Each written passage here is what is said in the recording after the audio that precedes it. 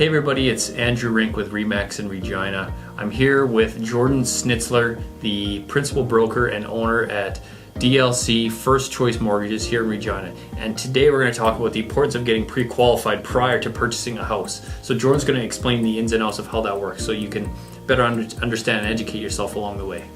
Thanks, Andrew. For starters, I want to make sure everyone's aware that A, it doesn't cost anything to get pre-approved, and B, it can be done in as little as 15 minutes. So there's no excuse not to get this done before starting your house hunting journey. For starters, we want to make sure that you're approved for any type of mortgage, and if you are approved for a mortgage, we will tell you what your purchasing power is. This goes for purchases, refinances, and even renewals if you're planning on switching your mortgage to another lender come renewal time to get a lower rate. A few of the things the broker's going to look for and maybe ask for is your employment information, your down payment information, your credit score, and your debt service ratios. All of these things need to be in line and adequate in order to get approved with any of the lenders.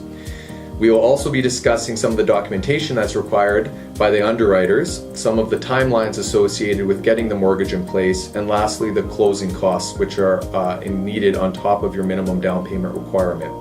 And lastly, you want to make sure that your pre-approval stays valid. So I recommend every 90 days contacting your broker to update it for two reasons. The first is that mortgage interest rates are usually only held for a 90 to 120 day period. And the last thing is mortgage rules have been changing so frequently that you want to make sure that this has not affected your pre-approval process.